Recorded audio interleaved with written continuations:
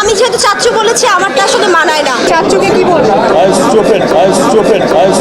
পূজা cherry চাচ্চু তো বলেনি। চাচ্চুকে কি বলবো? আমি যেহেতু চাচ্চু বলেছি আমারটা আসলে মানায় না। আর পূজা চেরি চাচ্চু তো বলেনি।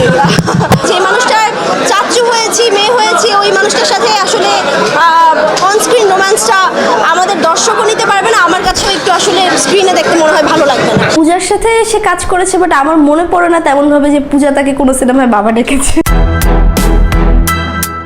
পূজা জেরি এবং দিঘি তারা বর্তমান সময়ের পেন্টিং এ থাকা দুই নায়িকা। সৌন্দর্য এবং রূপলাবণ্যে একে অপরকে টেক্কার দেয় বিভিন্ন হর হামেশাই। বলতে গেলে নির্বাচনের মতো একে অপরের প্রতিদ্বন্দ্বিতা। আমি যে করেন ভাব নিয়ে বসে সবসময় থাকবো, তারা। আমি নায়িকা, আমি এই সেই, ওটার আমি আসলে পারি না। সময়ে চলার পথে দেখা যায় যে তারা একই অনুষ্ঠানে থাকলেও কিন্তু তাদের মধ্যে যে দূরত্বটা যে এটা চোখে পড়ার মতো দেখা যায়। কিছু মিলিয়ে বোঝা যায় যে তারা একই অনুষ্ঠানে থাকা সত্ত্বেও সামনে পড়ে গেলেও কখনো একজন আরেকজনের তাকেও দেখে না। কিন্তু এটা জানা যাচ্ছে যে দিঘির নাকি আসলে পূজাজির ছবি করাতে শাকিব খানের সাথে দিঘির নাকি কিছু হিংসে হয়। নায়িকা দিঘিও বলেন যে আমি তাকে চাচ্চু ডেকেছি, আব্বু ডেকেছি, আমি তার সাথে রোমান্টিক ছবি করতে পারি না। কিন্তু পূজাজিরি তো এসব করেনি, কোনো সময় আব্বু ডাকেনি, চাচ্চু ডাকেনি।